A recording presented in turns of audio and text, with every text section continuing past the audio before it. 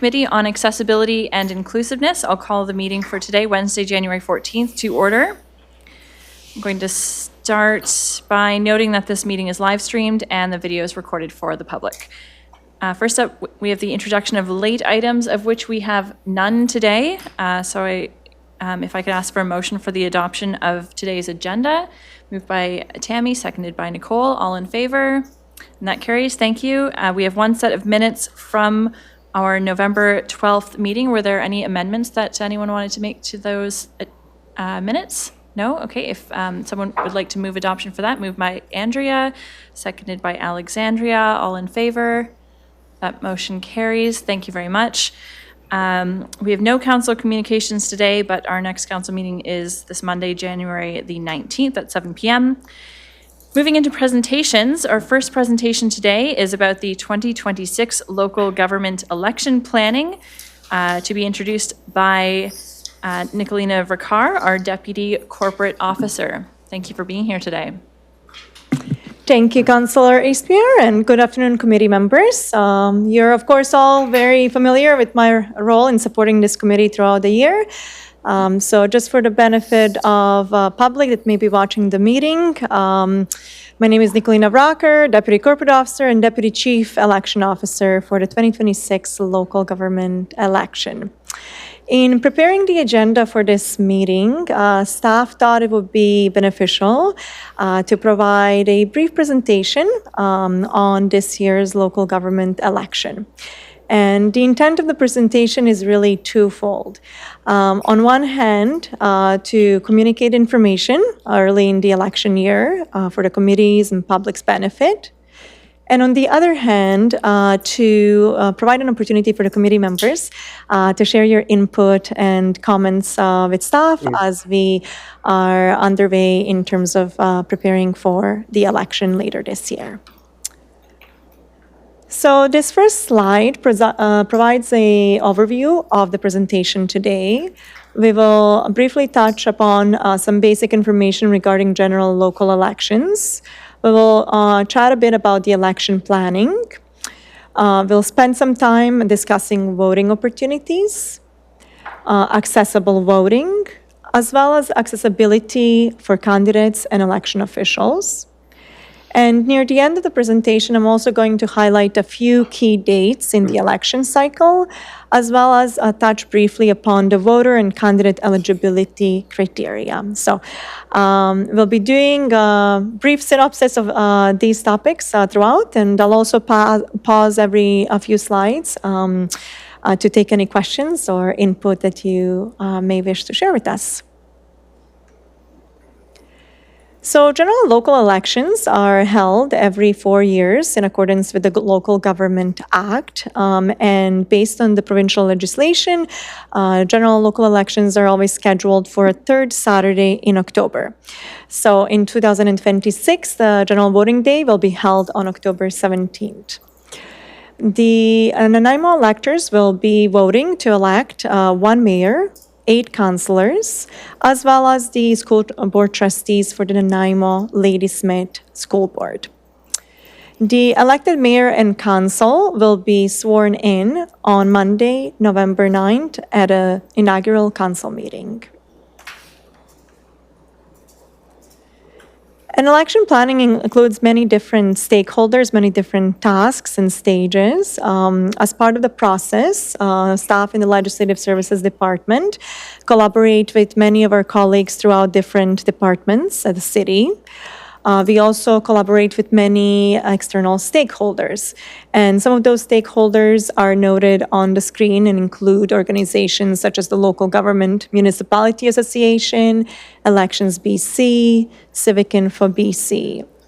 We also do appreciate the opportunity such as the one today to share the information and receive input from members of public and the committee members.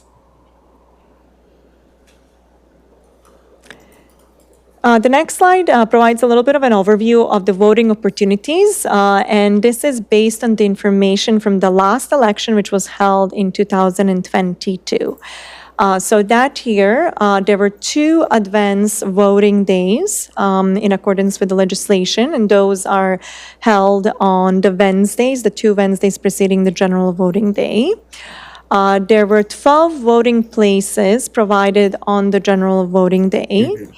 And in City of Nanaimo, we utilize a vote anywhere model. So what this means is that the electors are able to choose which voting place works best for them to submit their ballot and to participate in the electoral process. So individuals can decide whether they wish to vote nearby where they reside, or when they're on their way to work, or to a gym, or on the way to pick up their children. It's really intended to make the voting process much more accessible and easier to plan and navigate. So there were a total of 12 voting places last time around, and there was also an opportunity to vote by a mail ballot. So if an individual is not able to come to a voting place, or they may not be in the city around the time of the election, they're able to request a mail ballot package through our office. And in preparation for 2026, I would like to note that obviously planning is underway right now. So staff are conducting site visits of the potential voting locations. So we don't have those details with us confirmed yet today. However, we will be looking to provide a similar type and number of voting places to the previous general local election.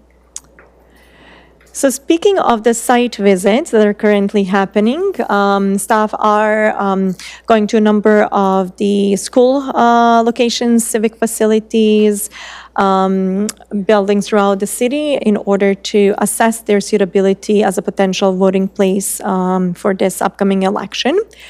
During that process, we are looking at a number of factors. So we are assessing the building accessibility, for example, the entrance and exit points, the voting room accessibility as well, the entrance and exit points, because some locations require electors to walk through the building in order to get to the voting room. Other locations provide direct access to the voting room. So we are going on site and evaluating what does it look like for an elector to go through a potential voting place, and what does the traffic flow within the voting room look like. So wherever possible, we strive to have one entrance and a separate exit point to allow electors to smoothly move inside of the voting place, to reduce congestion and the crossing of the paths, but also keeping accessibility in mind, and slope and pavement concerns, etc. We are also taking stock of the parking space availability, including the number of the accessible parking stalls at each voting place, and factors such as the transportation options nearby. So these are just some of the pieces of information that go into the consideration when we are finalizing the list of the voting locations. We do also keep in mind, of course, the previous experience from previous elections. Certain places have been used over a number of elections in the past. And we have also received prior feedback from electors or election officials regarding suitability of the voting locations. So those would be some additional pieces of information that we would keep in mind when we are compiling updated list of voting places for this year. There are obviously some limitations. There are only so many facilities that we can consider for the finalized list. There are only so many schools and civic facilities. In some cases, we have used occasionally a church facility as well for a voting place. So we really do strive to do our best to take all of these various factors into consideration and to put forward a list that we feel is based on research and various factors that I have just shared with you. That being said, not every voting place will have the same degree of accessibility. So what we do to assist electors in that regard is provide information ahead of the general voting day and advanced voting period on various features of each voting place. So in the past, we've used the story map where there was information provided regarding certain accessibility features, and we do plan to use a similar approach this year once again.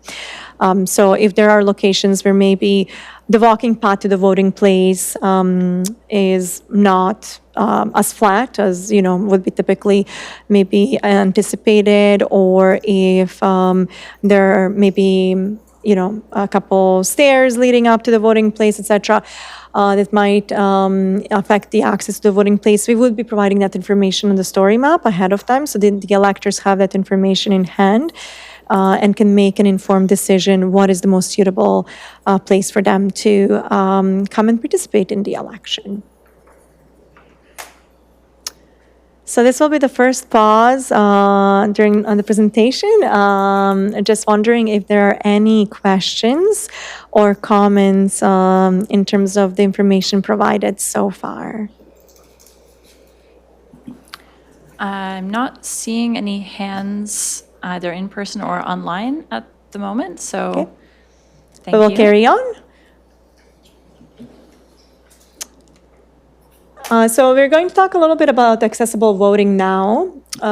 So in some instances, electors may require assistance with marking their ballot, whether that is due to the language barrier or whether it's due to physical restrictions or mobility concerns, not being able to review or read the ballot themselves, and assistance is available in those instances.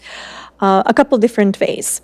So the electors are able to bring along with them a family member or a trusted acquaintance to provide assistance at a voting place to help them fill out the ballot.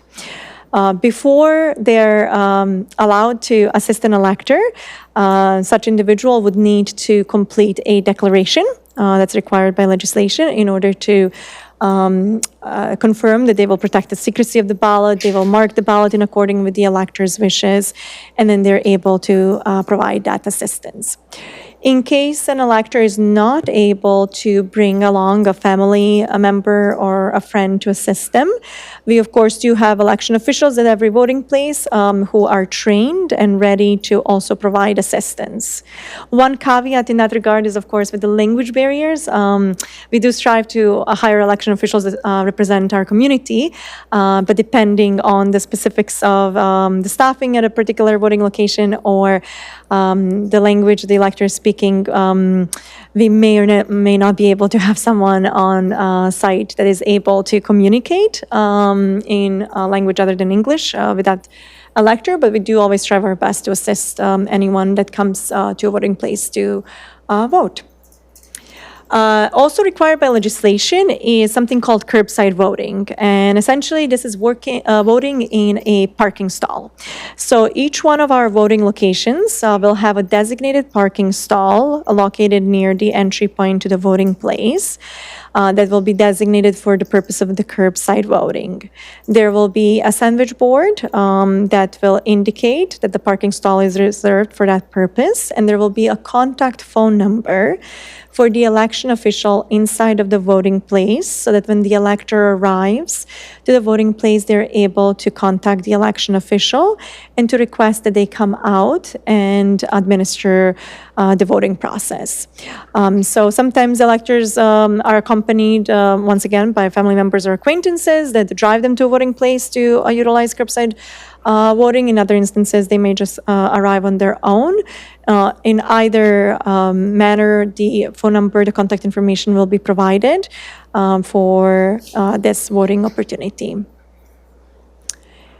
The mail ballot voting was mentioned a couple minutes ago as one of the voting opportunities that we provide. And once again, if an elector is not able to come to a voting place physically, they would be able to utilize this mode of voting as well. So the applications will be available through the Legislative Services Department later this year, closer to the election period.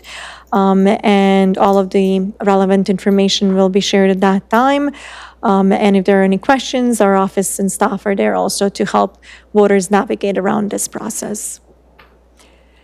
As part of making voting accessible, we do, of course, invest time and effort and resources in training our election officials in advance to provide these forms of assistance or voting and to be ready to assist electors and to ensure that everyone who wishes to participate in the election has an opportunity to do so. And the last bullet point speaks to the communication mediums. So as part of our planning process, we do spend time discussing and strategizing and ensuring that we do use a variety of the communication materials when we do share information about the election. So both in-print materials, information being shared through the city's website, as well as the social media, advertisements in the buses, in the local newspaper, the various aspects that we do strive to get the word out there and ensure that we have as high of a voter turnout as possible. And then this slide covers the accessibility for candidates and election officials. Once again, we do ensure that we provide information both in print and online and as early as possible in the election cycle so that the information is available to candidates who may be considering running in the election, to electors, and also to the election officials we will be recruiting. One piece of a legislation change has happened last year that comes into effect for the 2026 local government election. And that change allows us now to accept the candidate nomination documents in person, email, mail, and fax, and without requiring original documents to be submitted. So the potential candidates can determine which way they would like to submit their nomination documents within the prescribed period. However, they no longer need to provide original copies of their nomination documents. So they can choose to simply fax their documents and not attend the Legislative Services Department office unless they wish to do so. Now, we do always recommend that prospective candidates do meet with the Chief Election Officer to review their nomination documents just in case that there are any issues that we notice. So the number of nominators, or maybe the information may not have been provided because the candidates are responsible for ensuring that their documents are complete by the deadline in order for them to be acceptable and to be nominated or to be declared as a candidate in the election. But certainly it will be up to the candidates to determine how they wish to go about that and whether they wish to meet with the Chief Election Officer in person or use one of the remote options for submitting their documents. We do also communicate in advance information regarding election official position types and requirements. So for each voting place, we do recruit a number of different election officials, presiding election officials, which are in charge of a voting place, and then their support team. Greeters, machine attendants for the vote tabulators, individuals who are processing electors on the voters list, issuing ballots, etc. So this information regarding the recruitment opportunities will be available and posted in advance on the city's website. We will be also noting very clearly, once again, what the requirements for each position are. So some positions, for example, require access to a vehicle due to transportation of election supplies and equipment. Other positions require the election workers to be able to stand for prolonged periods of time or to be able to lift a certain amount of weight in the course of execution of their duties on the general voting day. And so we do openly and transparently communicate that information. And we also, wherever needed, do our best to accommodate election workers. If, for example, based on their needs, one voting place might be more suitable to them than another voting place. So that's certainly considered during the recruitment and role assignment process as well. Any questions at this time regarding the accessibility of the election or any comments or input? Not seeing any. Yes, thank you, Councillor Eastmere. So we'll keep moving along here. A few key dates to keep in mind for this year's election cycle. The city of Nanaimo uses the provincial voters list as its list of electors. So we really want to ensure that the residents are aware that they need to register ideally with Elections BC in advance in order to be on the voters list that we receive from the provincial government. And the deadline for voters to register with Elections BC is August 18 of this year. And that is around the timeline that the city will be requesting its voters list from the province and finalizing it in order to administer the election. So we definitely do encourage everyone to reach out to Elections BC in advance if you're not already registered to vote, to ensure that you take care of that step. Registering in advance is really beneficial for everyone, including the electors, because it does shorten the time that you need to spend inside of the voting place. It makes your voting experience that much more efficient and straightforward. If an elector does not register with Elections BC in advance, they will still be able, of course, to register and vote as long as they meet the eligibility criteria on the day that they're voting. So if they're voting in advance polls or on the general voting day, or at the time when they're requesting a mail ballot application, they can also register at that time. The candidate nomination period this year will be from September 1st at 9 o'clock in the morning until 4 o'clock on September 11th. So that is the period during which we receive candidate nomination documents. The campaign period will begin on September 19th and will run until October 17th. And the general voting day, as mentioned earlier, is Saturday, October 17th. The two advance voting opportunities will be on October 7th and October 14th. And these are the Wednesdays preceding the general voting day. And then, of course, what everyone's interested in after the election is concluded, or the voting is concluded, is the results. So the preliminary results will be available shortly after the close of voting on the October 17th. However, the official election results, which are certified by the Chief Election Officer, will be declared by October 21st.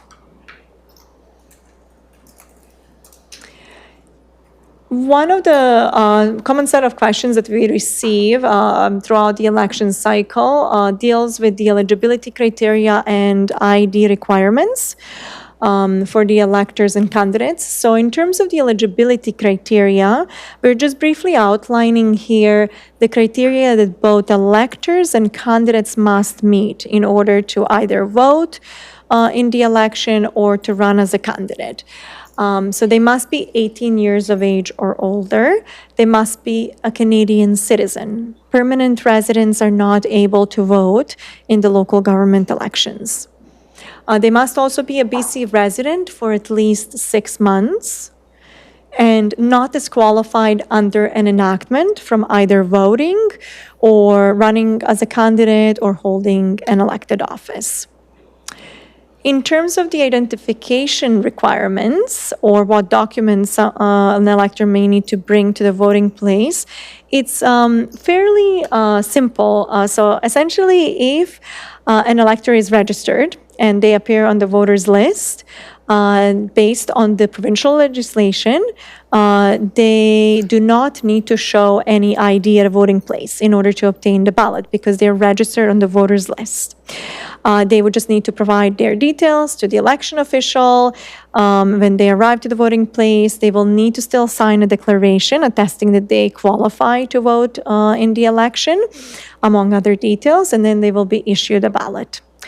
The only time that identification or documents need to be provided is if an elector is needing to register or if they're updating their personal information. So in some instances, some electors may have changed their name since they last registered to vote, or they may have changed their address. And so in that case, there would need to be documentation provided in order to formally confirm the updates.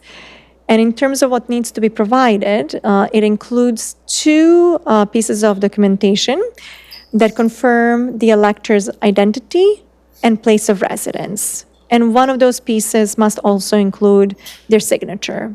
So often we see individuals bring their driver's license and a care card to the voting place. Those meet all of the criteria. There are a number of other documents that can be used in order to meet this criteria. And we will be sharing that information on the city's website and through other materials as well, so that the electors, once again, can be well prepared when they come to the voting place if they need to provide the documentation to the election officials. I should perhaps also mention at this point of time, if there is an instance, it does happen, rarely, but still, it is an occurrence from time to time, that a person may not be able to provide the required documentation to prove perhaps their place of residence.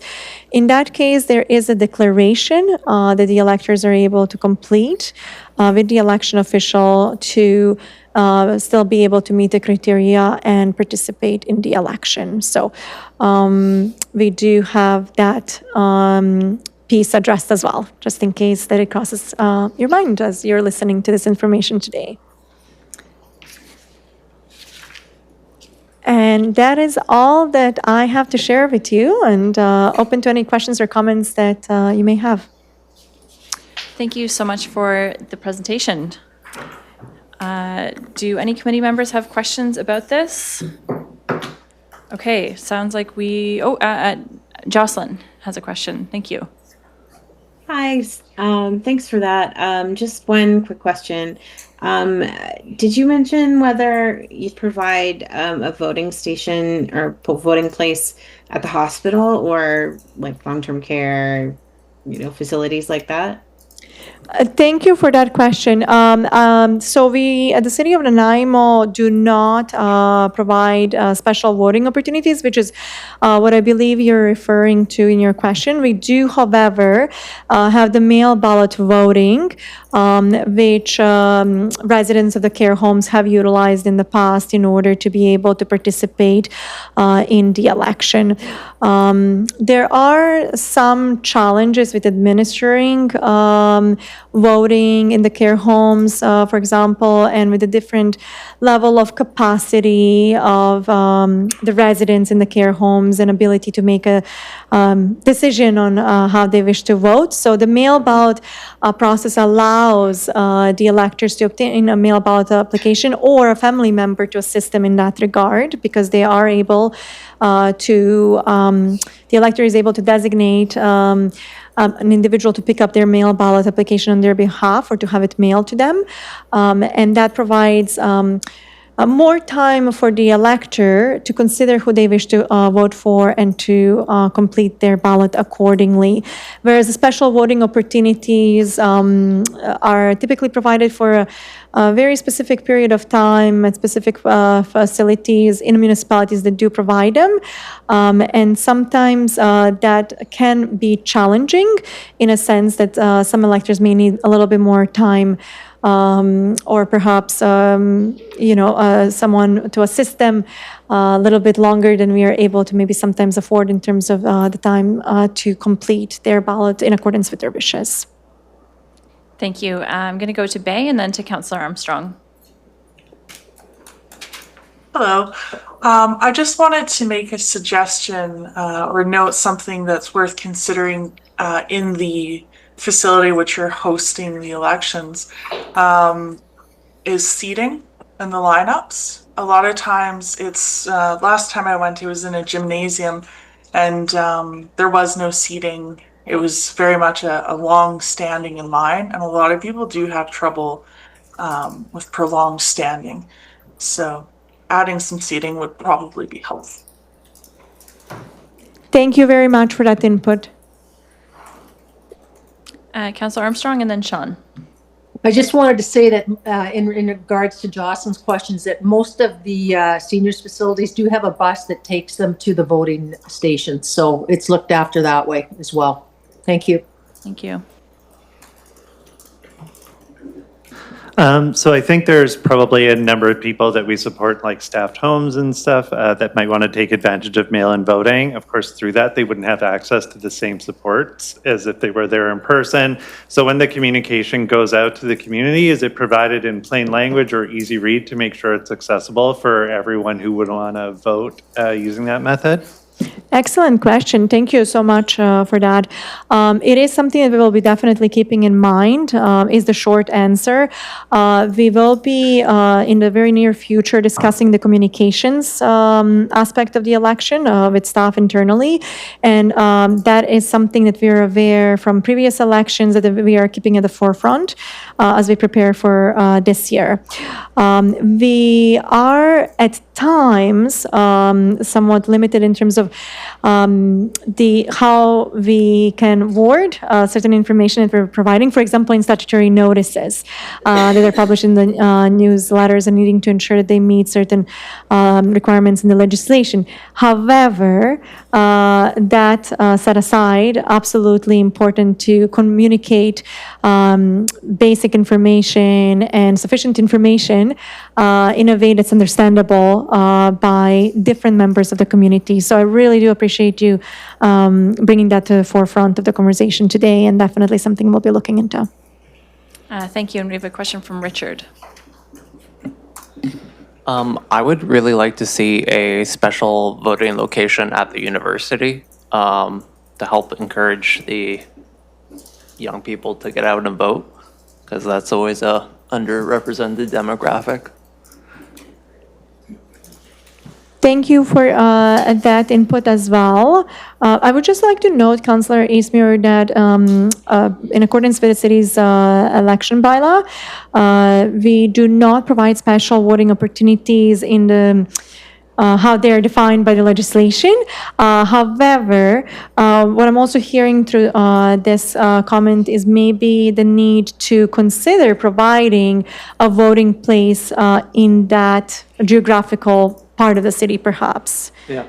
Yeah, okay. Thank you. Yeah, it's feedback I've certainly heard before about having it on the VIU campus, just to get students more engaged, and I'm. It's been something that the student union has always been in favor for. It's been something that like clubs have been in favor for. It's been something that students have asked for. So I think it's. Yeah, it sounds like it's not necessarily aligned with the city's policy of like how we determine where the polling stations go, but perhaps there needs to be more of an effort to make sure that students on campus are aware of where their nearest voting place is. And in October, like people are deep in studies. So. Yep. Okay. Yeah. Thank you. Thank you for that feedback. Bay, I see your hand up. Just wanted to mention that Elections Canada has used VIU as a polling station. So it is possible if the city were interested in looking into it, perhaps. Yeah, this is really good feedback. Thank you so much. I'm not seeing any other questions at this time, so thank you very much for the presentation, Deputy Corporate Officer Vicar. And we will move on to our next presentation, which is on it's an accessible beach access update by Charlotte Davis, our Deputy Director of Parks. Thank you very being here. much. Thanks, Councillor Eastmuir. I'm pleased to introduce Kirsty MacDonald, our Manager of Parks Operations, who's prepared an update for you today about our Moby Mats, which have proven to be a popular and affordable way to improve access to our beaches. The purpose of Kirsty's presentation is to provide you with an overview of our current programme and some potential future considerations for your feedback. Thank you very much, Kirsty. Hello everyone, I'm pleased to be here today to talk about accessible beach accesses. There you go. So this program started in 2022, and 3 years in, we know that the program is overall a success in the community, and we are getting asked for mats in additional locations, and we know people are using the mats. However, I represent Park Operations, and Park Operations is the team that installs the mats and also maintains the mats. And we just want to update you on the program, as Charlotte mentioned, and also some challenges that we've found over the last 3 years.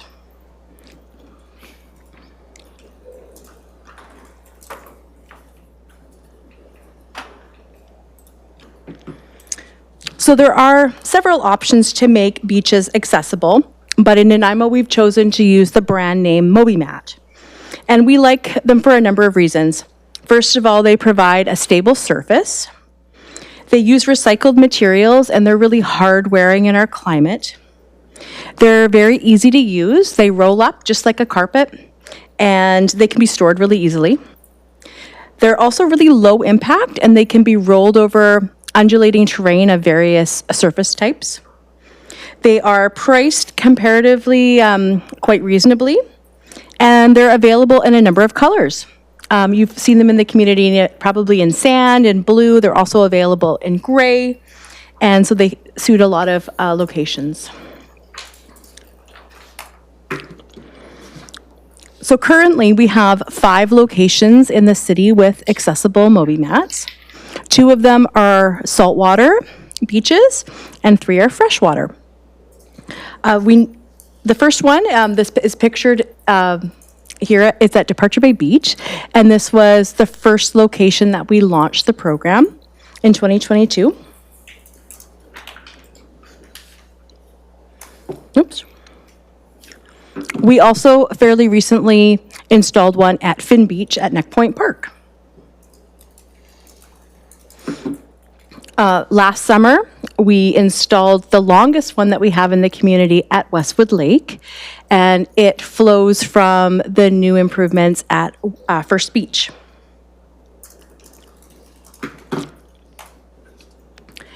And this slide illustrates the last 2 freshwater locations, which are at Loudon Park on Long Lake, and also what's colloquially known as the Kids Swimming Beach at Colliery Dam Park. And it is located along the Nanaimo Lakes roadside of the lower lake in Colliery Dam Park. So like all assets in our city park system, MobiMats need maintenance. Our staff visit the sites weekly, usually once a week, and their typical duties include sweeping all the mats, blowing off materials and leaves that have accumulated on the mats, checking for surface erosion to see if there's any bubbles or any obvious wear.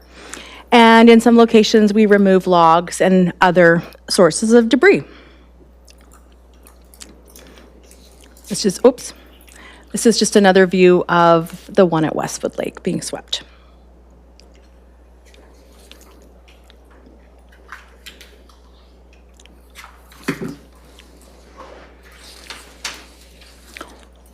So in 2024, in September 2024 at this committee, you might remember that there was direction to keep our 5 mats operational all year round. And so since that time, we've kept the mats installed in the winter as well as in the summer. And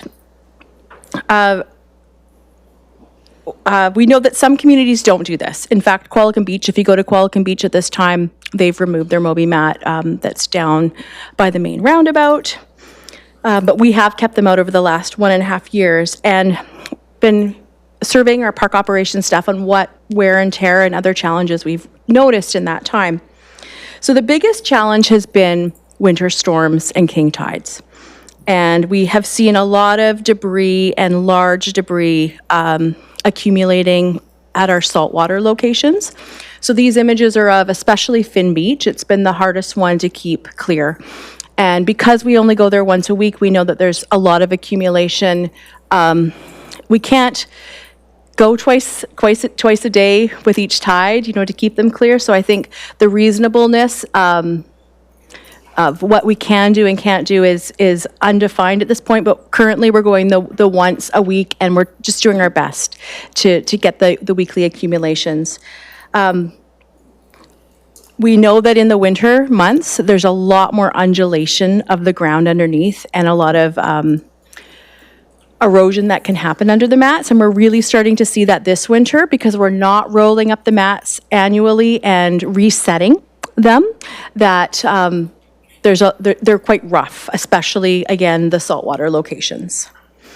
And we're also hearing that there seems to be some accelerated wear on the mats. When we buy them, they say they have about a 10-year lifespan. And the ones that, especially that are in the tidal zone, are definitely starting to show their age quicker than the sections that aren't submerged in water, especially the salt water. And then the keeping them all year round breaks down plastics, just like the sun breaks down plastic. So we know we're getting a little bit less of a lifespan in the mats by keeping them out all year round, especially in the saltwater locations.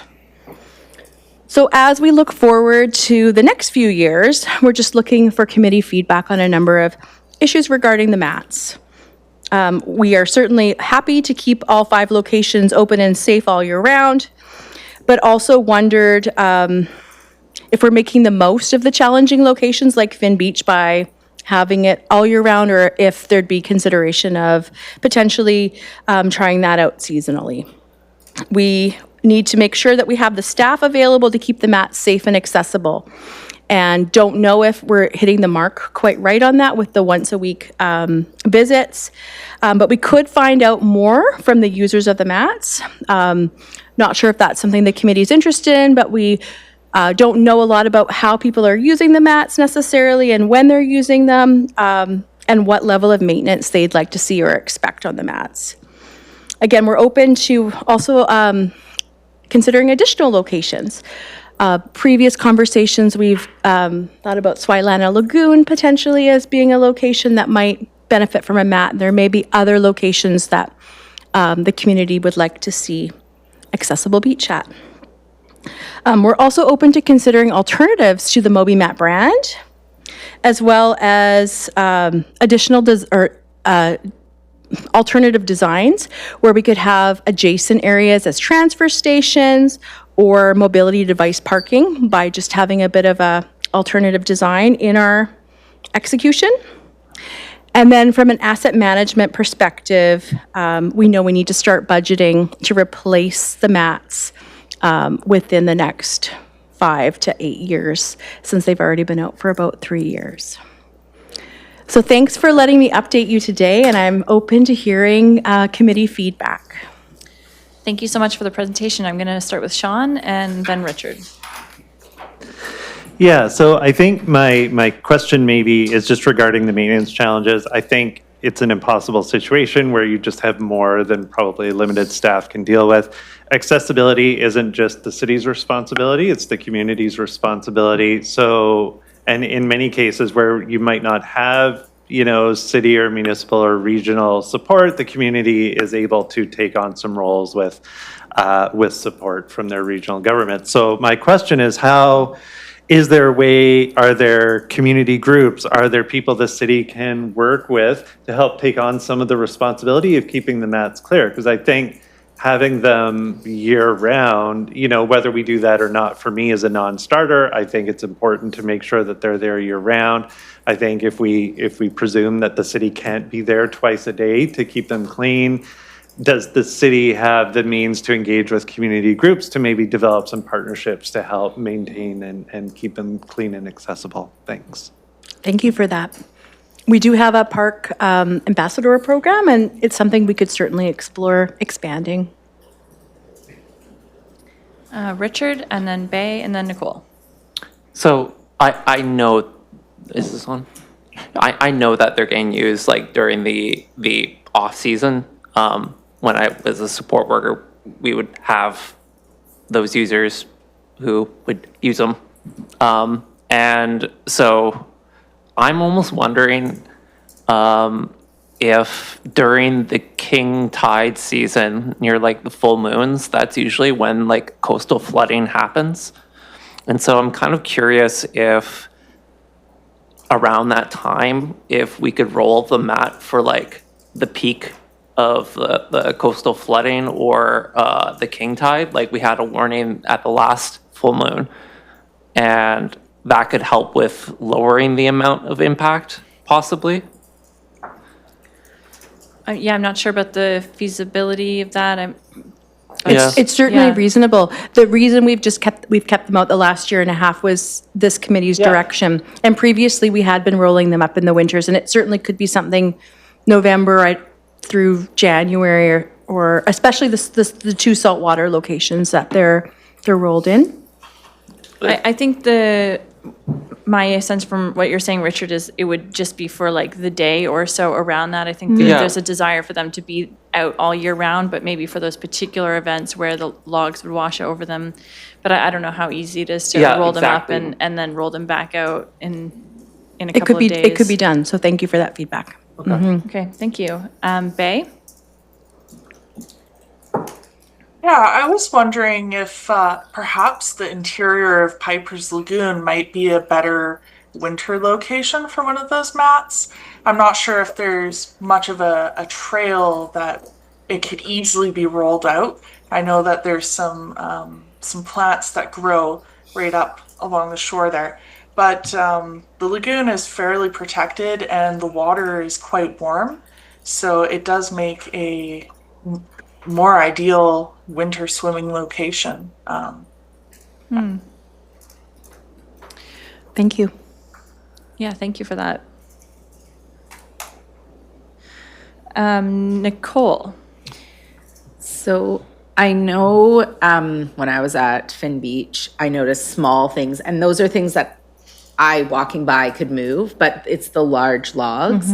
So is there any sort of, I don't know, railings or something that we can put in place so that large logs, because if there was a park ambassador who could clear it, like move the small sticks and the mud that, or the seaweed that lands on it, that's one thing. But if there's some way to engineer it in such a way that the large logs wouldn't land across it, because if we leave it in place over the winter for accessibility, but there's a full tree across it, it's not accessible to anybody.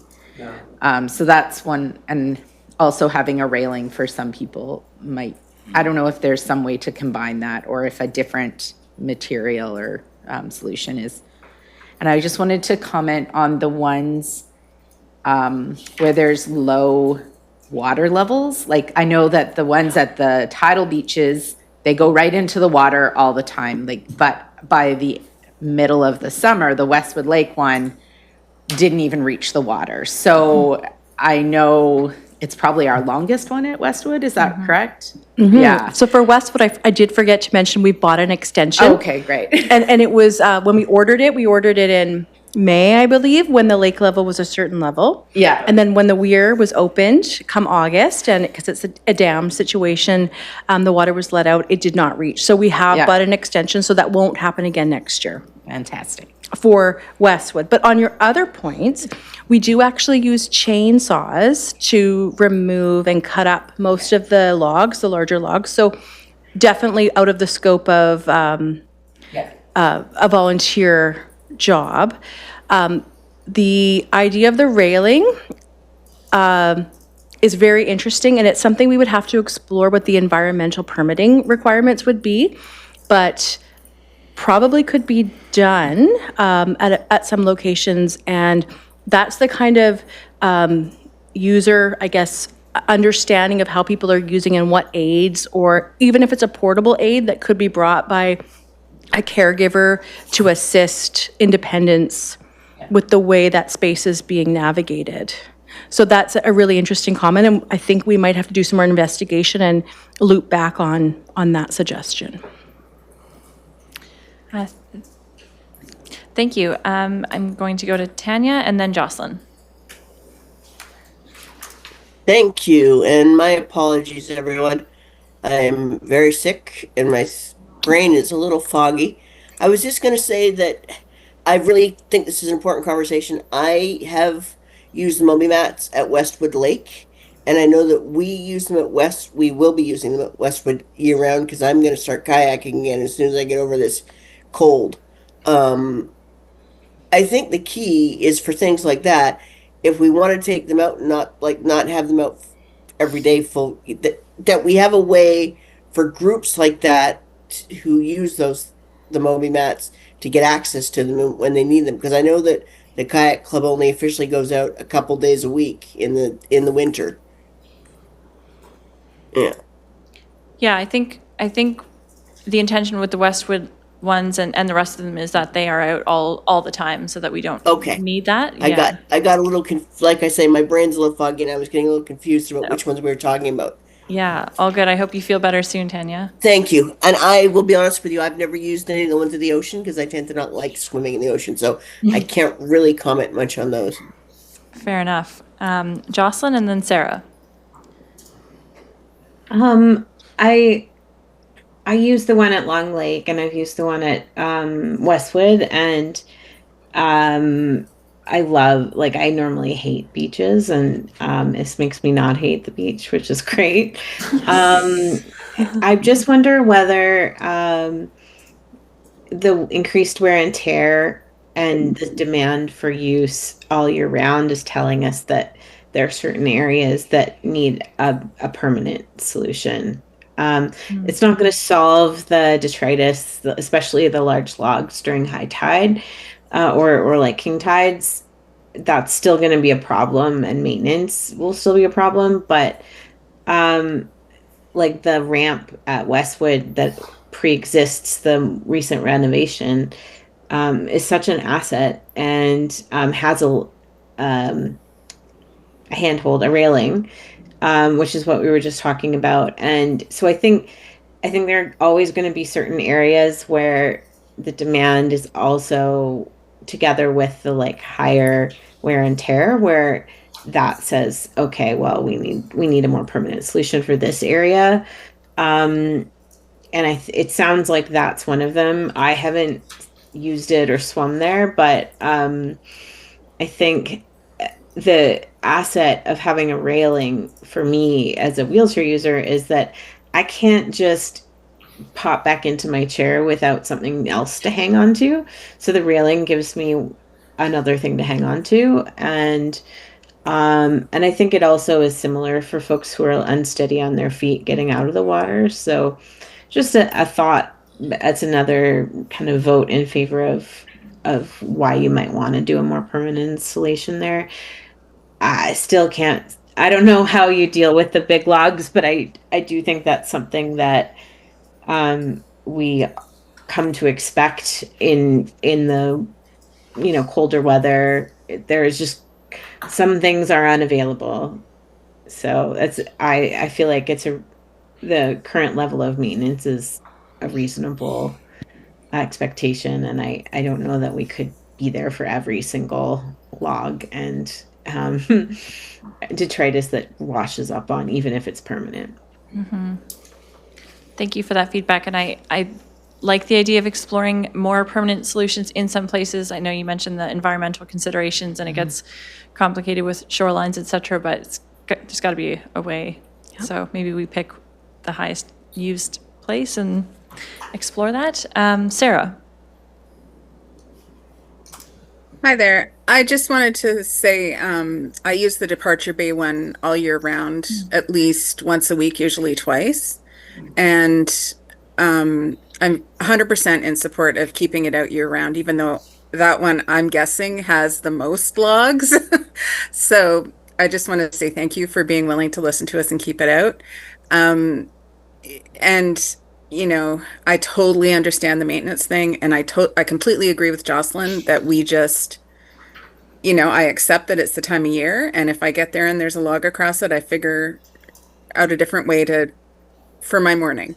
But if even just for one or two problematic locations, we could figure out twice a week for log removal, that would really make my life a lot easier, because being able to get down to the water with that Moby mat is just such a game changer for me. I love it. I'm not scared of falling. Yeah, so that's just my suggestion. But also, again, as Jocelyn said, I know where we live, and I'm not angry when there's a log across it at all. That's cool to hear, Sarah, and you are braver than I think most of us at this table, so good job. Okay, not seeing any other hands right now, so thank you so much for that presentation and really appreciate the presence of the Moby mats in our community. It makes a huge difference. Moving now into an update or presentation, pardon me, on a trail grading system pilot project at Westwood Lake. Charlotte Davis, our Deputy Director of Parks, is going to introduce this. Thanks, Councillor Eastmere. So I'm pleased to introduce you all to Peyton Carter. Peyton is new in the role of our Parks and Open Space Planner. So welcome, Peyton.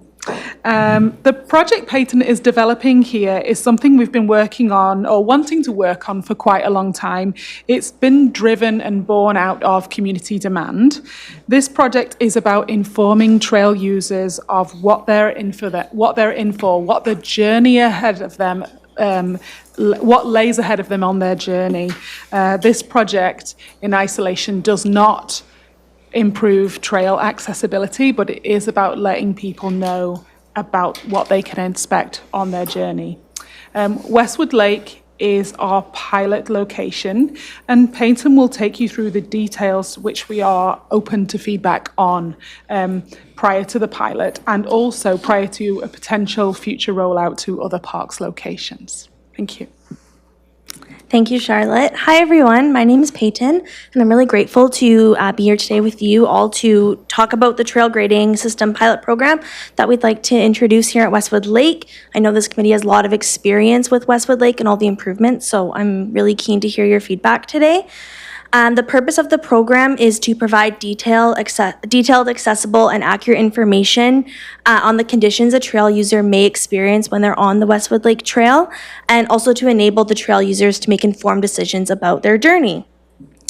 We've taken inspiration from a typical ski hill categorization model, where a green ski hill would typically be a more gentle slope, and a black ski hill would be something far more challenging and not for me. And so on the next slide here, we have a chart titled Zone Descriptions, and it categorizes the Westwood Lake Trail into 3 zones. Each are assigned a color and a description to indicate the expectations and hazards you might find on that trail. Zone 1, our green zone, is a zone that represents an average trail that is typically flat and wide and compact surfaced. Zone 2 is our yellow zone, and that represents a more moderate trail with some uneven surfacing, some small slopes, and some narrowing sections of trail. And then Zone 3, our red zone, is, like I said, our more challenging zone. These areas are typically steep, sloped, and may also have narrowing sections, as well as some potential tripping hazards like tree roots or areas of poor drainage. Each section of the Westwood Lake Trail is assigned a color, a zone, and that will represent their conditions. And I'm really keen to hear your feedback today on the choice of color that we've used for this program. Now up on the next slide here, we have an example of what a proposed sign may look like. The background of the sign is representative of the zone. So we have a zone number and a color. And then it also provides detailed information about that specific trail segment. So a sign would typically include the length of that trail segment, as well as a description of the surface material, its grading, and its width. In this example here up on the slide, we have our Zone 1 trail segment that's approximately 1.7 kilometers long and states that the trail surface materials include compact surface, hard surface, or potentially a boardwalk. It also says that the trail is flat and wide. Also included on the sign is 4 icons depicting trail behavior and expectations, which we're going to review the icons next, but also keen to get the committee's opinions and feedback on the selected icons. Perfect. Each zone is envisioned to have a set of corresponding icons that would be on each sign located within the park. And it will help to visually display the trail conditions. On our slide here, we have our 3 zones, and it is showing the different icons associated with each trail. The layout is divided into our 3 colors. Zone 1, the typical icons we are proposing are our stay on the trail icon, our shared trail icon, a boardwalk icon, and then a dog on leash icon. Our second zone, our yellow zone there, we're proposing another stay on the trail icon, an uneven surface icon, a narrowing trail icon, and a sloped trail icon. And lastly, in our red zone there, our most challenging zone, the icons could include a steep trail icon, an icon depicting that there may be loose materials on the trail, as well as another trail narrowing icon, and then a new icon depicting a tripping hazard. And just before I wrap up here, I just wanted to share this map of Westwood Lake, which shows how we have applied the green, yellow, and red sections, zones to each section of the trail. Myself and two of my work colleagues went out and walked the trail, and we picked a great day for it. It was beautiful and sunny, but also had just rained, so we were really able to pick up on those areas of poor drainage that I was mentioning before. And if you're familiar with this trail, you'll know that the east and west sections of the trail are typically those areas where it is a lot more steep and there are a lot more potential hazards along the way.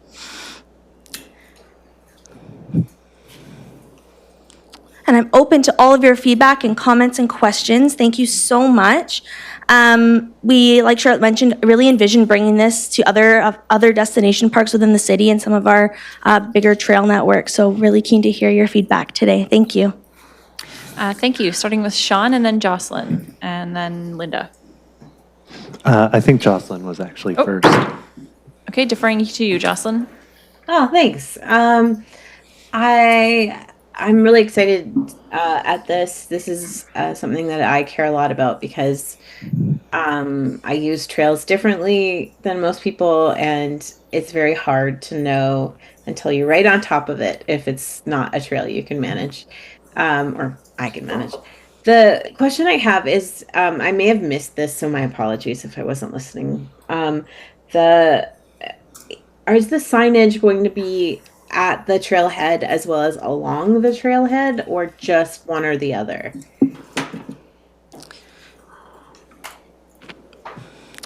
Thank you, and through Councillor Eastmere to the committee.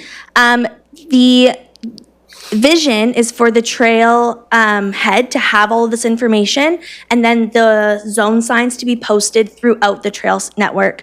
So on this map here, Jocelyn, there you can see all the boxes on the throughout the trail, and that's depicting potentially the locations of the proposed signage. So it would be throughout the trail, not just in one location. Okay. Can I just ask as well, I noticed the trail narrow sign. For me, that's only super helpful if it says how narrow. And that's because if you're using a mobility device, usually you know approximately how wide it is. If you're concerned about how narrow a trail is, at least for me, and not every device is going to fit every part of the trail. Although I would think if it's like, I don't know, mine's like 22 inches wide or something, that would be a very narrow trail. But I don't know. I've never been on a trail that narrow. Thank you, Jocelyn. Through Councillor Eastmere, back to you. That's absolutely something we would like to include on the sign, is the approximate trail width for that segment of trail. I just didn't have my tape measure out with me that day, but it's absolutely something we would like to include. Thank you. Awesome. Sean and then Linda and then Nicole. Yeah, my feedback regards probably the icon use. So I think for the most part, they're okay. I do wonder if, just in terms of being representative, so sometimes having a positive representation to indicate whether a part of the trail is suitable for someone with a mobility device by depicting a wheelchair icon at the trailhead, meaning it's been measured and is suitable for chairs of up to a certain width, is a possibility. Considering on the areas, I think to Jocelyn's point, how narrow the trail actually is makes sense to me.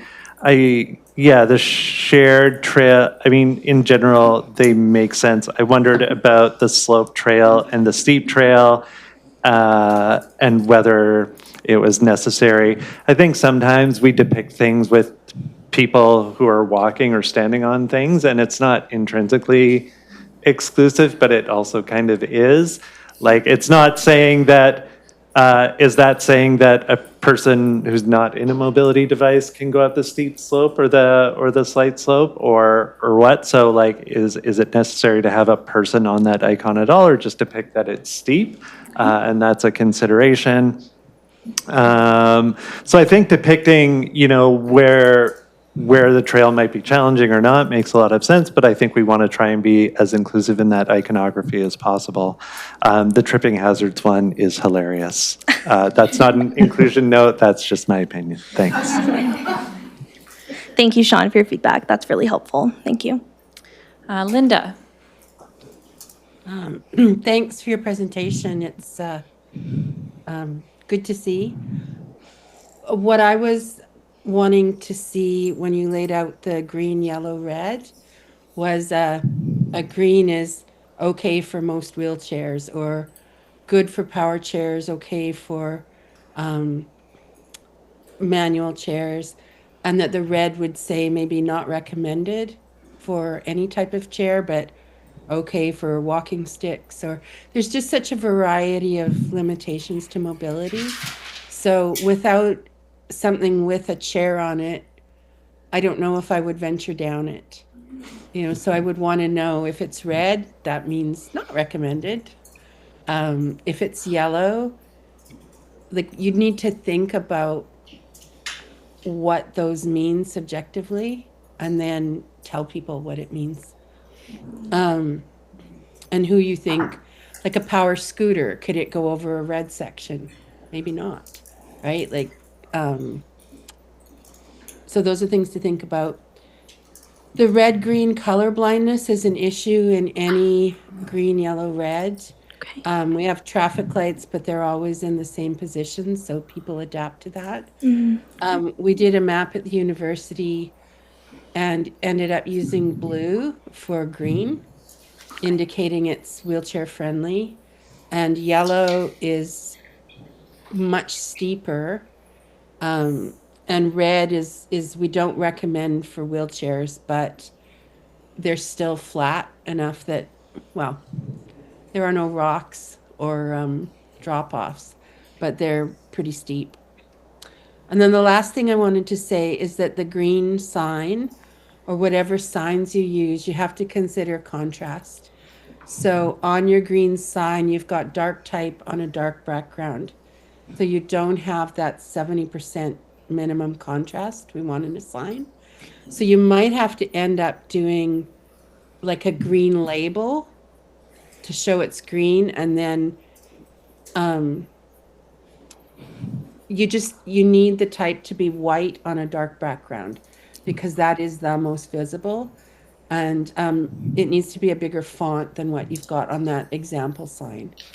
Okay. So, but there are standards in the CSA that are free for anybody to download. And that's it. Thank you, Linda. Yeah, thank you for mentioning that, because I was wondering if we were going to use the sort of same design language and principles that we had used for the rest of the signage in the park. So thank you for that. Nicole?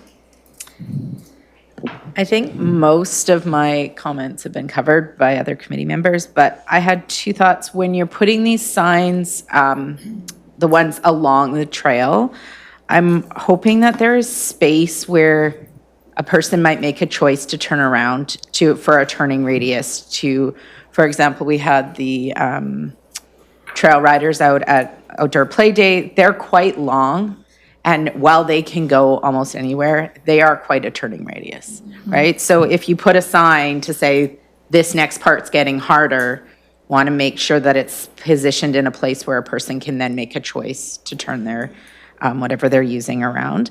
And then one thought, knowing parts of Westwood Lake Trail have large switchbacks that are on the trail to stay on the trail. I'm wondering if that's something that we can depict in some places, so that if somebody is using a longer mobility device, something that not just wider, that they can't always make a sharp switchback turn. So there's not a lot of places, but knowing that that's coming up so that you can turn around before that would be important. Okay, thank you. That's really helpful feedback. Definitely maybe need to rethink where we're positioning the signs on the trail. Thank you. Tanya? I had seen your hand. Yeah, actually, you did, and my question just got answered Awesome. about turning around. Great. Jocelyn again. Sorry. I really agree with the turning point. I'm just curious if you've seen the trail standards from Kootenai Adaptive. They are really meant for mountain biking, but there is a definition, a standard for wheelchair use outdoor. And I think Rick Hansen Foundation also has something for trails. And my preference, or like, I'm not sure how I feel about naming areas that people that are not suitable for wheelchairs, but I do think it would be smart to like put the icon, the international accessibility icon, on a zone that does meet a trail standard for wheelchair use. I think that would be the way I would suggest doing it, and where there are turnouts for that would, you could put a sign up that says for, you know, mobility devices longer than, you know, something like that, just so people know where to turn back. I think it's I think it's easier to sign something that meets a standard than it is to describe a place that doesn't, because the terrain in the red zone is so variable that, like, what are you, how would you describe it, really? Yeah. But yeah, I think, like, in my chair, I only really go to part of the yellow and turn back because it's just tiring trying to wheel over it. But there are parts that are past that point that get more dangerous than tiring. Like, it's narrower and the slope, and then there's parts of the trail you're supposed to stay on the trail and not off, but you might slip. So I think that I would define an area that meets a standard.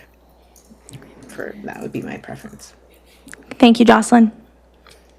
Yeah, thank you. I appreciate you bringing that up, Jocelyn, because I was wondering, like, yes, we're grading generally what Westwood is like, but does that actually match any real accessibility standards? And I have a concern that if it doesn't actually meet those accessibility standards, we're kind of telling people that it's wide, compact, and flat, when there's sections of that green designated area that aren't, that have quite a slope to it. So I'm just not sure, like, unless it actually matches like Rick Hansen accessibility standards for what is considered an accessible trail, I feel like it's a little bit misleading, even though it is a nice idea. Yeah. Okay. Yes, through the chair, and thank you very much for that feedback. It's very important that we do use those official terminologies when they absolutely apply. And so in this case, with Westwood Lake, the majority of that green area does not meet accessibility standards. And I think Sean's feedback is also very important, because we do want to appear and be inclusive in our iconography as well. So it's clear that we need to spend more time taking this feedback on board to find the middle ground of how we can use the appropriate icons, and yet not be falsely telling people that this meets an accessibility standard when it doesn't. Mm-hmm. Okay, thank you. Linda, I did see your hand, but perhaps your comment was covered with that. I just wanted to agree with Jocelyn about, yes, in my mind, it's like, don't take your wheelchair here, Linda. But that's off-putting to many people. And again, I do very much like and adhere to the idea of, there are standards that exist. There are parks that are developing standards. So if you can sign when something meets a standard, and what we've done at the university, there's some very steep slopes. We didn't put up a no wheelchairs, we put actually the percentage of the slope, so people could see and judge how, excuse me, how steep it was. Because a lot of people in chairs know what a 5% slope is and that a 10% slope is deadly, so. that's Okay. all. Thank you to the committee for all of this feedback. I don't see any other hands right now, so thank you, Peyton, for the Thank you. presentation and for your efforts on this. And Yes. I do know we will get there and we'll get it right, and this is all part of that journey, so thank you so much. Moving now into reports, we are going to look at our 2025 annual report. And Charlotte's going to take us through this. Maybe I will.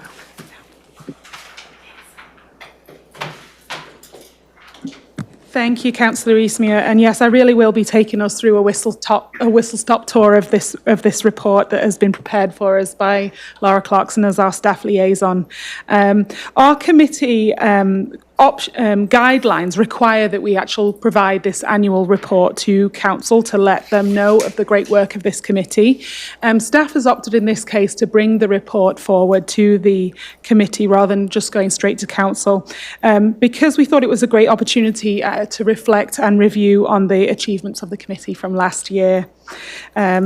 So in the role of staff liaison, Laura has provided a fulsome review of the topics and actions covered last year. And we've also generated this really handy infographic to explain the 4 areas covered by your work plan. So this, I think, is a really great guide to just quick stop of the areas which we cover in the work. So in summary, upon reviewing the report, the breadth of topics covered by the committee is truly impressive. From improving amenities at Westwood Lake through to reducing barriers to city programmes, this broad spectrum has resulted in action being taken on a multitude of projects, and that's led to an impact in our community.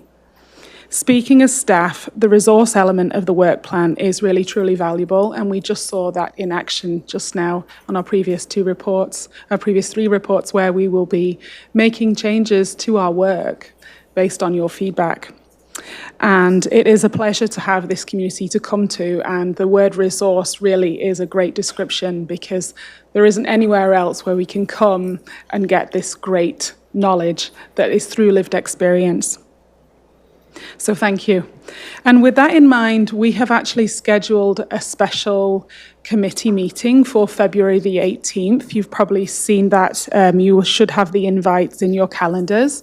And the purpose of that meeting is to draw from the committee as a resource and gain feedback on the conceptual designs for the new amenity building at Maffeo Sutton Park.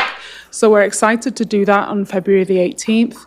It's a special meeting to just go over that topic, and we're going to have a deep dive in the concepts with the committee, and we're at a great stage to be doing that. We're ready for the feedback, and we can take that on and put that into action. So thank you very much. Amazing. So yeah, basically, we rocked it. You're awesome. Thank you so much for all of the work to the committee, and our last meeting for this term is going to be in September, so we do have a little bit of a tightened time frame for the work that we're going to be doing this year. But I have no doubt, well, the Accessibility Committee will definitely be continuing beyond this council's term. And yeah, just thanks for all the work that you put in. And I think all of the stuff on the annual report is pretty impressive. So super cool work, everyone. Next up is our Transportation Councillor Eastmere? 2020. Yes, thank my you. apologies for interrupting. We do have a recommendation Oh, pardon as me. part of this report that requires mover and a seconder. Yes, so the recommendation is that we recommend that council review and accept the 2025 annual report from this committee. So if I could have, thank you. Tammy is moving that recommendation, seconded by Alexandria. All in favor? That appears to carry unanimously, so thank you so much for that. Now it is time for our Transportation 2026 Work Plan report by Jamie Rose, our Manager of Transportation.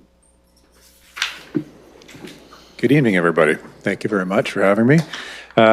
Jumping off from what Ms. Davis was talking about and highlighted all the work that's been done over the last year or so, I'm coming back, kind of an encore performance from last January's presentation, talking about what the transportation group is looking at taking on or has underway for 2026. The report that we've submitted does outline kind of 3 categories of projects. Ones that are still in the pre-planning stage, ones that are kind of in stream but not hitting the ground probably in 26, and then projects that are either underway or will be going to construction in 2026. I can touch on each of them briefly, and if there's any questions, happy to answer them. Really, it's the pre-planning and sort of projects that are in the pre-design stage that we'd like to kind of put forward and sort of ask the question of, does this committee have any interest in having a follow-up presentation or a deeper dive into any of these things? And so what we did last year was kind of go through them and then did a little bit of a polling to see which ones were of interest versus which ones were not so interesting. So I'm actually going to start kind of from the back of the report and work my way forward, because those are more so the ones that are already underway and either actually in construction or getting close to. And so we've had a recent conversation with council about school zones and how we plan to apply them. It's a little bit of a complicated situation when you're trying to navigate through the Motor Vehicle Act, but we've got a pretty good direction from council and are planning to bring the first draft of bylaws forward later this spring. The 3rd Street Complete Street, so that's the construction that I'm sure everybody's enjoying driving through every morning, coming in on 3rd and Fitzwilliam. Just wait, it's going to get better. So that is in stream, and we'll be reconstructing sidewalks, cycling facilities, transit all along 3rd Street from Watfield to Pine. There's going to be a new half signal installed at Howard, so that's similar to the one that's on 5th and Georgia. And so what that provides is a more controlled crossing for pedestrians and cyclists. So it's actually a full 3-color indicator, not just the rapid flash beacons that we have there right now. Uplands at Turner intersection rebuild. So that's an existing intersection, but it's at end of asset life, and so we need to rebuild that. That was also one that I believe a previous group from this committee brought forward as one that had some concerns for accessibility and mobility. And so we're finally getting a chance to address those, dealing with some of the islands and the finishes on them that are kind of challenging to navigate. That one's sort of getting into that pre-design, so that's going to design in a couple of weeks. We have a large stormwater upgrade project down in Southgate. And so with that, we're actually going to be completely reconstructing the intersection of 11th and Lawler. So between the Malaspina Gardens and the Country Grocer. And that's going to be reconstructed as a fully raised intersection with beacons. And so really trying to help make that a more inclusive connection between the residential area and the markets and retail. Madsen and East Wellington is another one that's going to get out to, it's in design right now, but going out to construction fairly soon. And so that's actually the reconstruction and signalization of the intersection of Madsen and East Wellington. So that's by the Loaves and Fishes, Boxwood area. The signalizing an intersection as it is sort of an interesting project, but it's not particularly interesting to this committee, I suspect. However, what that project includes is completing the walking and biking connections through from Boxwood all the way down to Pride Vista Golf Course. And so I don't know how many people are aware of that, but there's a partially constructed trail behind the hydro site, and you can get about halfway down, and then there's a fence and a pretty significant drop off. And so this project will include the completion of that trail, which will come out at the end of Caspers, and then there's a trail across the tail end of Caspers along Pride Vista Golf Course, and then you can get all the way down to Buttertubs Marsh. So this project is kind of the keystone to connect Bevan all the way down to Buttertubs Marsh off Bowen Road. So it's interesting looking back at that one, because that's a sequence of projects that have taken place over the last 5 or 6 years that have created an incredible connection through Central Nanaimo. So.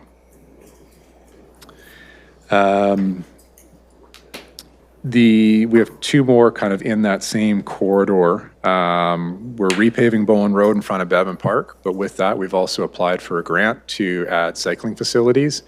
And further to that, we're also now working with the facilities group there to see how we can weave in a trail cycling facility along the frontage there that will then integrate into the existing trail system for Bevan Park. And so it's sort of that merger of the transportation and the recreation, kind of like the trail that was built through the park as part of the water main project.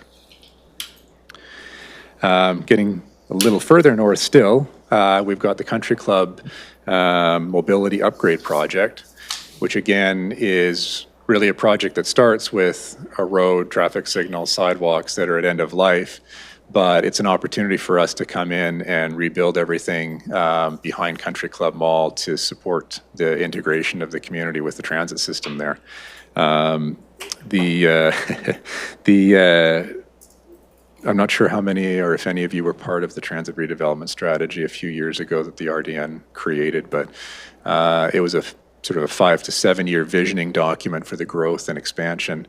And with that study that was undertaken, it highlighted that exchange is going to be the busiest exchange in the city once they've fully built out and got the hours of service. So we're taking that opportunity as they're getting hours, we're going to come in and rebuild the intersections and rebuild the frontages to support that walking, biking, transit integration.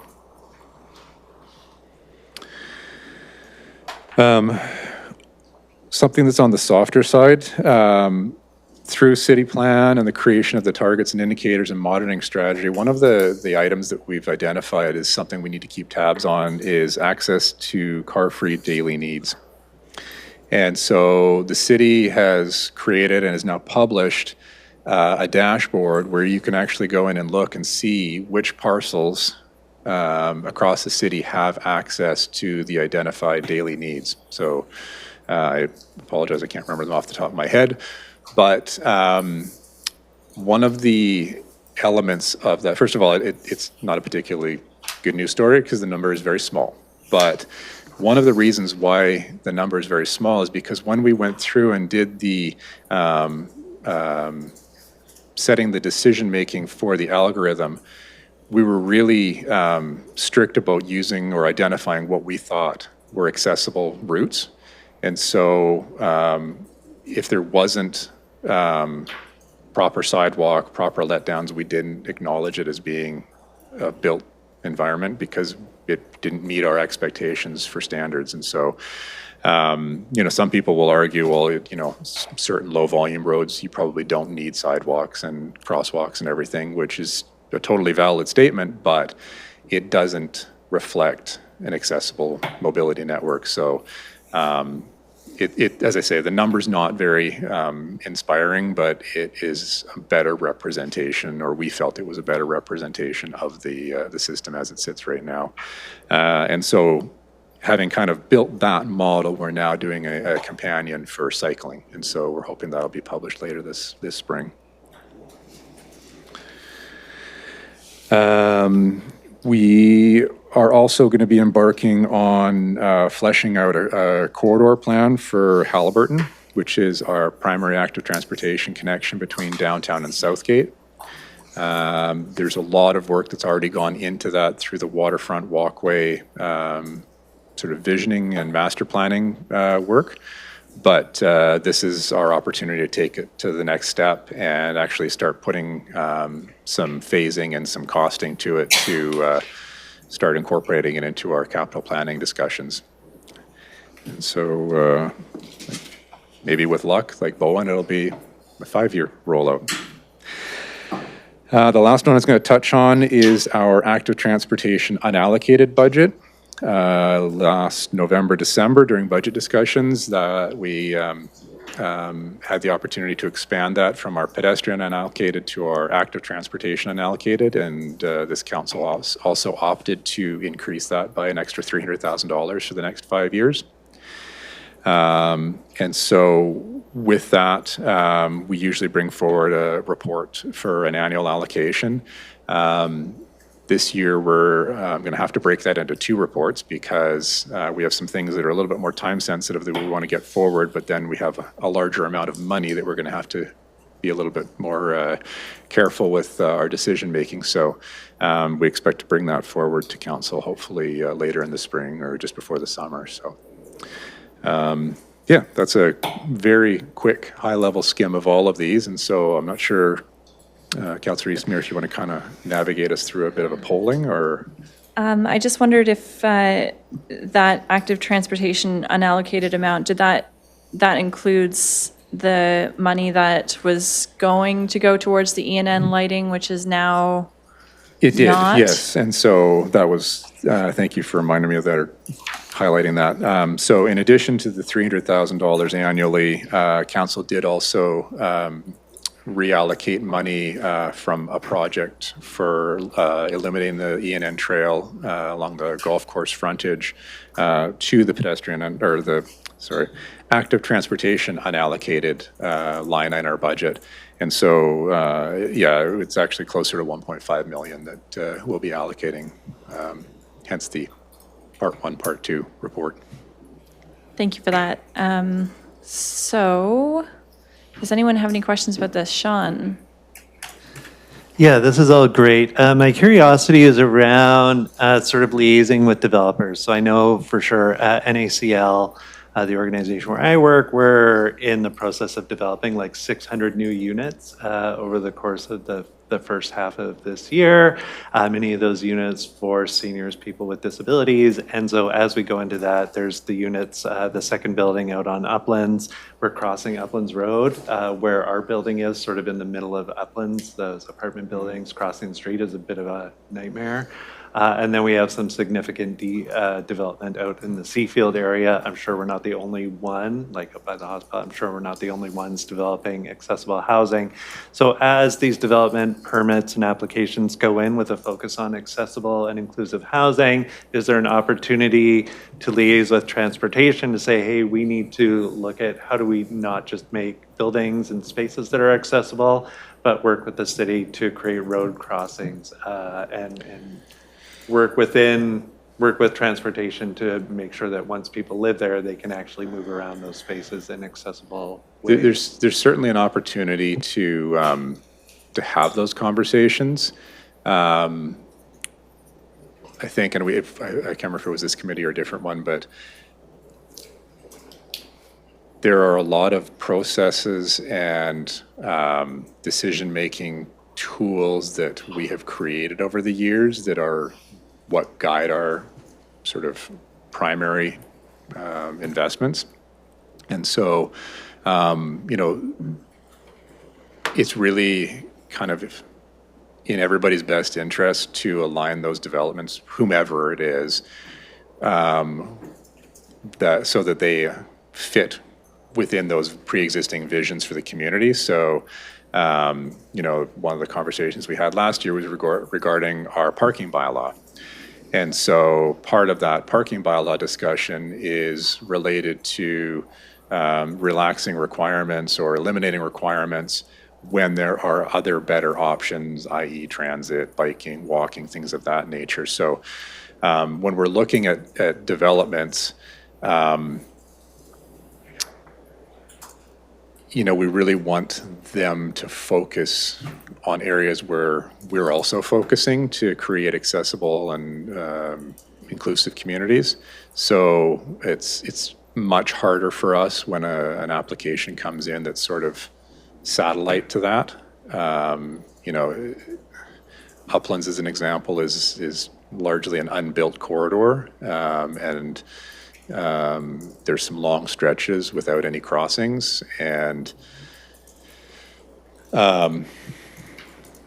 it makes it hard to create those or convert those into walkable, bikeable, transit-focused corridors without significant investment. So, Thank you. Tammy? Thanks for all this information. I just want to have a question about the car-free access. It says that 5% of Nanaimo has walking access at the moment. Do you have like some plan or goal in mind for that?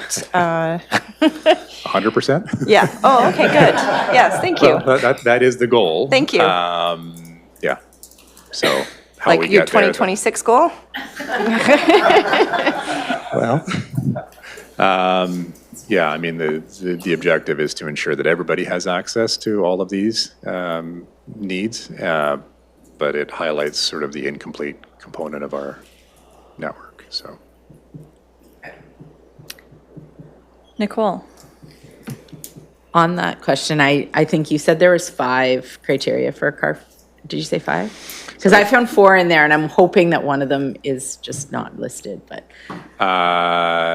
So it says grocery store, parks, pharmacies, and schools. Okay. Is that all? Then that would be what it is. Okay, I'm wondering about childcare.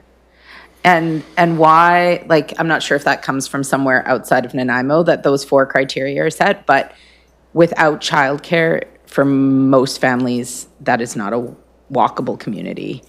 And I know schools are more and more having childcare on site, but not all do.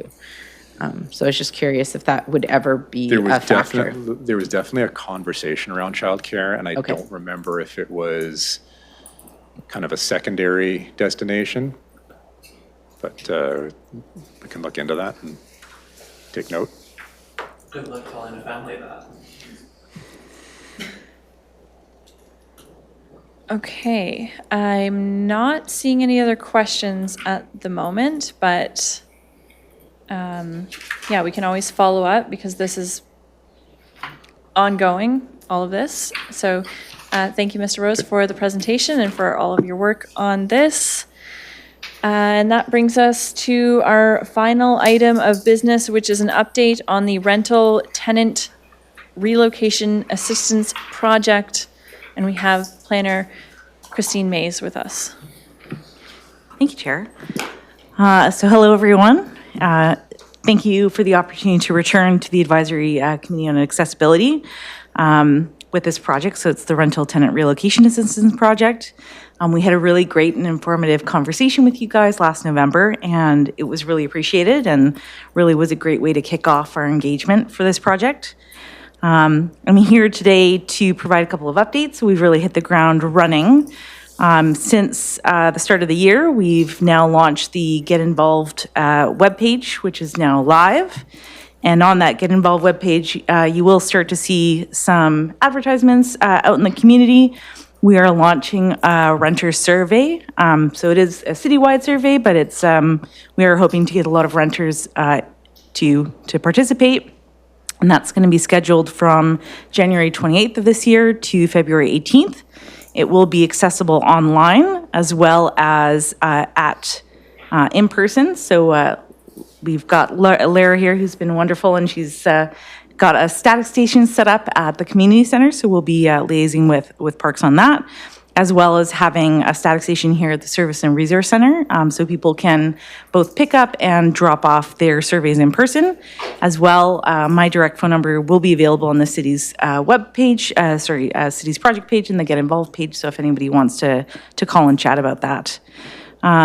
Also on those pages, you will start to see deliverables popping up. So we will have the engagement deliverable, so a report on that, as well as one on best practices in the province. As well, we're really hoping to have an online follow-up meeting with all of the focus groups that we heard from prior to going to council, just so that you can see where we ended up and what we heard from you guys and how we address that through policy and or bylaw. Lastly, it's anticipated that the project is going to be brought forward to a spring Governance and Priorities Committee meeting, so hopefully in May of this year. So hopefully you guys can look out for that. So from here, I guess, if there's any additional comments that you guys would like to share, that would be great, or any follow-up questions, I'm happy to answer those. Thank you. Thank you very much for the update. I am not seeing any hands at the moment. So thank you for the update on that, and really appreciate this work happening. As a renter myself, this is important to me and to many people in Nanaimo. With that, it brings us to our final item, which is the adjournment of the meeting. So thank you, everyone, for your participation today, everyone in person and online. Really appreciate your presence, and thank you so much to staff for your work and for helping us achieve everything we did in 2025.